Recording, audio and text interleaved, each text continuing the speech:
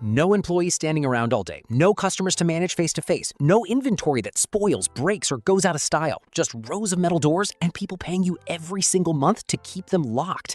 Self-storage has quietly become one of the most talked about passive income ideas on the internet, a business that's grown into a $45 billion industry built almost entirely on people's unwillingness to throw their own stuff away.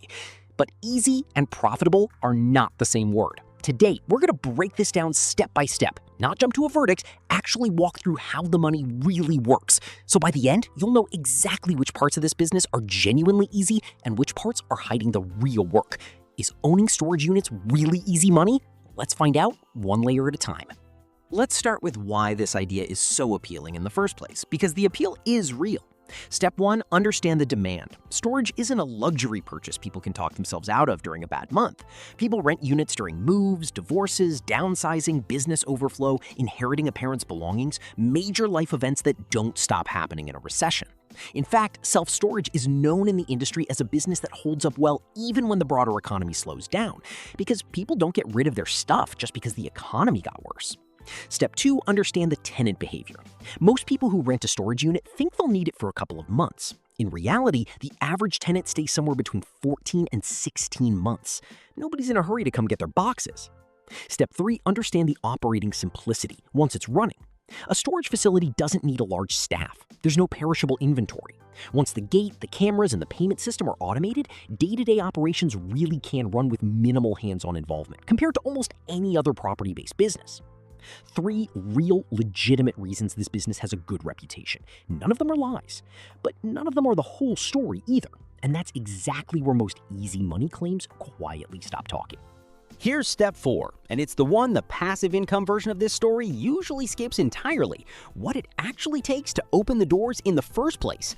Unlike a lot of small businesses, self-storage isn't something you can start with a laptop and a few $1,000s. You need land, and not just any land, a location with enough population density nearby to actually fill the units, but often cheap enough per square foot that the economics work, which usually means buying just outside city centers rather than in them. Then comes construction.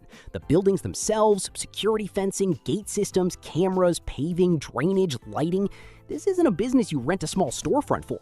It's closer to a real estate development project than a typical small business, and it's priced like one.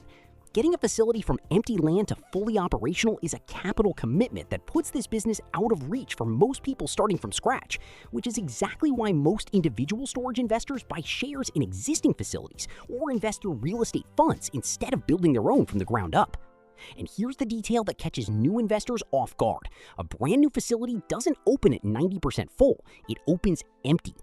Filling a facility from zero to a stable, profitable occupancy rate, the industry calls this lease-up, can take a year or more. And every month during that stretch, the mortgage, insurance, and property taxes are due whether there were 10 tenants or 0. Step 5. Once the facility is built and filling up, what actually keeps costing money? Property taxes on commercial real estate are a permanent, unavoidable bill, and they don't pause because a few units sat empty this month. Insurance on a large physical property carrying other people's belongings is a real ongoing cost, and it climbs if there's ever a claim. Maintenance is lighter than a lot of businesses, but it isn't zero. Roofing, paving, gate and camera systems, pest control, and repairs after severe weather all show up eventually, usually in large, unpredictable chunks rather than small, predictable ones. Marketing and vacancy management are the cost most people forget entirely. Units don't fill themselves. Attracting new tenants, running promotions to compete with the storage facility across the street, and managing move-outs is an ongoing job, not a one-time task, even with software handling a lot of the process. And there's a quieter cost. Empty units earn nothing while still being fully built, fully insured, and fully taxed. A storage building sitting at 70% occupancy isn't losing money the way an empty restaurant table is, but that unused 30% of the building was still paid for in full on day one, whether anyone ever rents it or not.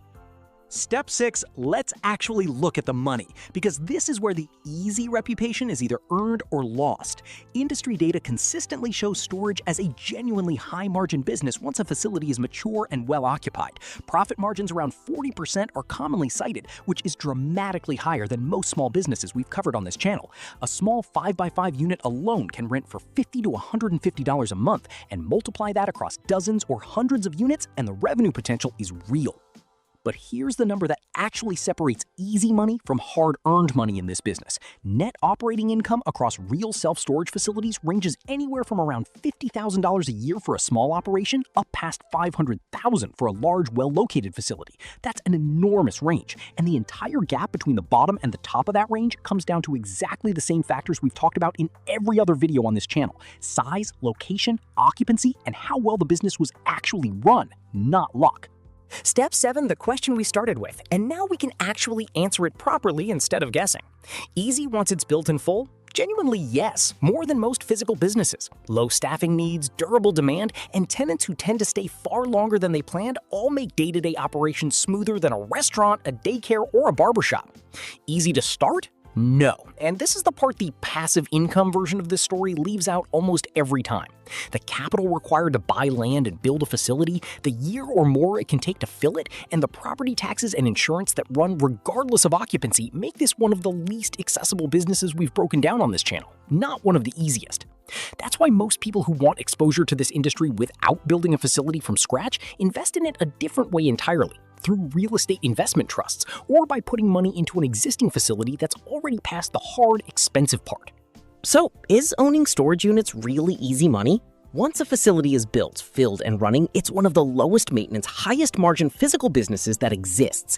That part of the reputation is earned. But easy was never really about the operating part. It was about getting there.